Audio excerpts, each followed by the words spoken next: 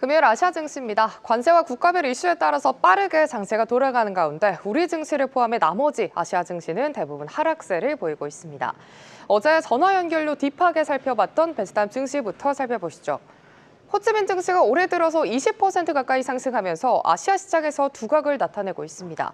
무역 협상 타결 그리고 정부의 대규모 행정개혁 단행 덕분에 증시는 상승세를 이어가고 있는데요.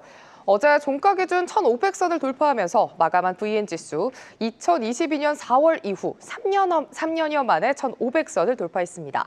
연초 이후 상승률은 19%에 달한다고 하는데요. 증시 내 업종 상승률 짚어보시죠. 블룸버그 인텔리전스에 따르면 주가 상승세가 가장 두드러진 업종은 부동산입니다. 올해 들어서 이번 달 22일까지 무려 121% 급등했고요.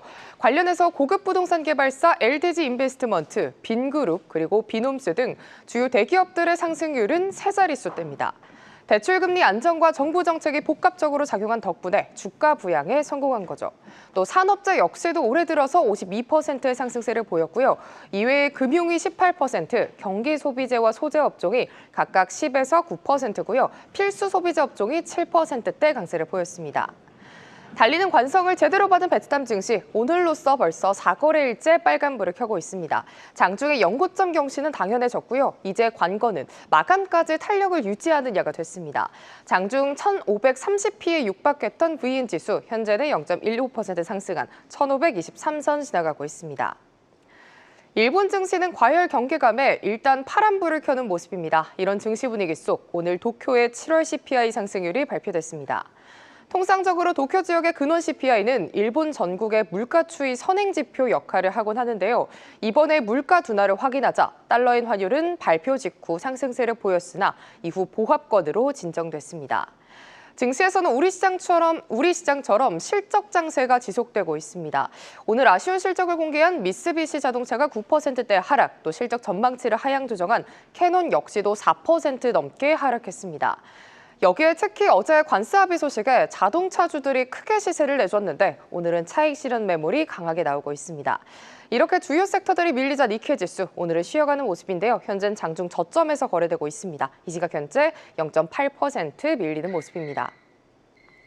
최근 대만 증시에서 처음으로 시가총액 1조 달러를 넘긴 TSMC가 일본 공장의 양산 시점을 연기했습니다. 일본에 위치한 제2공장의 양산 시기를 2029년도 상반기로 미룬 건데요. 이와 관련해 TSMC 측은 구체적인 이유를 밝히진 않았습니다. 한편 대만 증시는 오늘 대형주가 혼조세를 보이고 상승 동력도 부족한 만큼 보합권에서 상하락을 반복하고 있습니다. 23,400선에서 등락을 반복하고 있는데요. 현재는 약보합권에서 거래됩니다.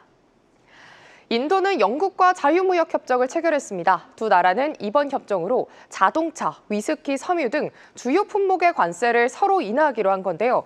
합정에 따라 영국산 제품에 인도가 부과하는 관세는 영국 15%에서 3%로 낮아집니다. 또 이에 상응하는 조치로 인도산 전기차와 하이브리드 차 역시도 쿼터 방식으로 영국 시장에 진입할 수 있게 됐습니다. 이런 소식에도 불구하고 센섹스 지수 오늘은 쉬어가는 모습입니다. 오늘 장 0.6% 하락하고 있네요. 지금까지 아시아 증시였습니다.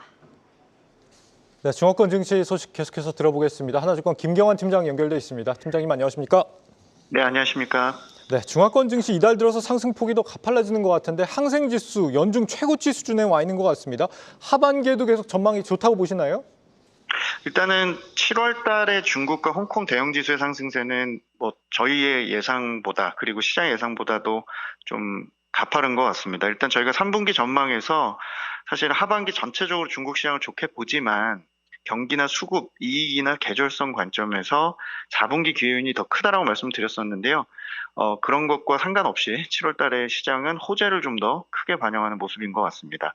어제자 기준으로 보면 CSI 300 지수나 항생 H 지수의 밸류에이션 같은 경우 각 포워드 PER, 저희가 12개월 선행 PER로 13.6배랑 11.1배 정도라서 사실 밸류에이션 부담이 그렇게 크진 않은 상황이고요. 하반기에 저희가 이제 하나증권이 예상해드렸던 예상 밴드 수준과 상단 기준으로 봤을 때 CSI 300은 여전히 한 12% 정도 여력이 있지만 항생 H 지수는 거의 지금 붙은 상황입니다. 그래서 저희가 상향 조정 여부를 좀 고민을 하고 있고요. 일단 최근에 강세 배경 자체를 조금 지켜보셔야 될 것 같은데 일단 상반기에 초과 일정성 효과가 예상을 좀 상회한 것 같습니다. 시장에서 많이 바라보는 대출이나 M1 통화량 같은 협의 통화가 생각보다 좀 강하게 반등을 했고, 또 홍콩 증시의 경우는 유동성 효과와 더불어서 최근에 금리가 급락하는 과정에서 본토 자금이나 외국인 자금 유입 기대감도 좀 컸던 것 같고요.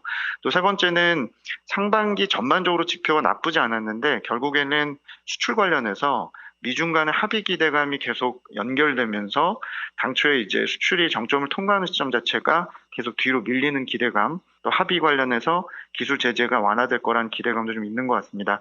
일단 저희는 3분기에 저희 중화권 증시 전망 관련해서 단기적으로는 좀 선택과 집중을 하자. 그러니까 지수를 저희가 전체 지수를 다시 또 따라가기보다는 업종이나 종목 위주로 좀 대응할 것을 권고를 드리고요. 저희가 뭐 밸류에이션 부담이 높아서라기보다는 최근의 행보 자체나 호재들이 반영이 될 수 있는 것들이지만 조금 수급적으로 좀 과하게 단기에 좀 크게 반응했다는 측면이 좀 있고, 지수 측면에서 저희가 지수를 혹시 산다면 항생테크 지수가 상대적으로 매력도가 높고 또 미국 대비해서 상대 밸류에이션이나 절대적인 밸류에이션도 살만하다라고 저희는 생각을 좀 갖고 있어서 지수의 경우는 항생테크를 권고해 드리고요. 업종과 종목은 아무래도 최근 화두가 되는 시클리컬 대장주들, 그러니까 경기민감 업종 대장주나 중국에 좀 소외됐었던 소프트웨어나 미디어, 게임 같은 기술주를 홍콩 중심으로 보기를 권고를 드리고 있습니다. 네, 우리 투자자들 최대 관심은 역시 중국의 이 감산 정책인데요. 그런데 여기에 더해서 철강 수요를 더 촉진할 수 있는 그런 뭐 SOC 투자 같은 것도 요즘 활발하다, 이런 소식까지 들리는 것 같습니다. 오늘 보니까 뭐 탄산 리튬 선물도 상한가까지 갔다 그러고 폴리실리콘 가격도 급등하고 가격 상승에 좀 불이 붙는 경향이 있는 것 같습니다. 이 부분 어떻게 보고 계세요? 네, 말씀하신 대로 6월 하순부터 중국 투자자들이 원자재나 상품 시장 중심으로 감산 기대나 어떤 공급 개혁 기대감을 좀 극대화시키는 모습이고요.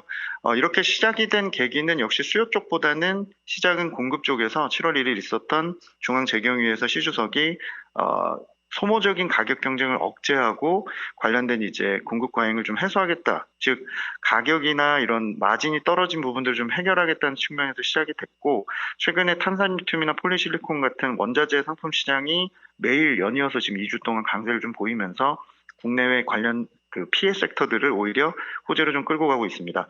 저희가 뭐 철강을 대표적으로 예를 둘 뿐만이 아니고 기본적으로 뭐 화학이나 석탄, 또 배터리나 전기차, 태양광 같은 섹터들 전반적으로 8월, 9월 달에 관련 문서들이 나오고 또 구체적인 어떤 조치들이 나오는 과정에서 기대감이 좀 부각이 될 것 같고요.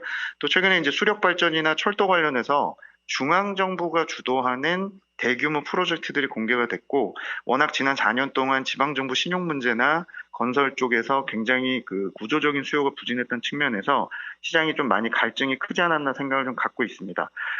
공급 축소에 대한 기대감은 9월까지 최소한 유효해 보이고, 관련된 중앙정부 지출이나 프로젝트들도 9월 달까지 더 강화되는 흐름이기 때문에 단기적인 이벤트 드리븐이라고 하죠. 어떤 단기 모멘텀 자체는 좀 유효하다고 보고 있고요. 다만 정책 문건 이후에 이제 현실적으로 철강 같은 섹터들은 중국의 생산자 물가가 진짜로 돌아서는지 여부가 확인이 필요할 것 같고, 또 태양광 같은 경우도 기본적으로 이 어떤 문건들이 가동률을 변화를 시키는지 여부도 계속 주목을 하셔야 될 것 같습니다.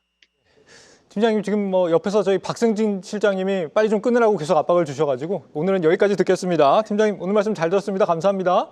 네, 감사합니다. 네, 하나증권 김경환 팀장과 함께했습니다. 계속해서 다양한 경제 이슈를 알고 싶다면 구독과 좋아요, 알림 설정 부탁드립니다. AI 캐스터 권미정이었습니다.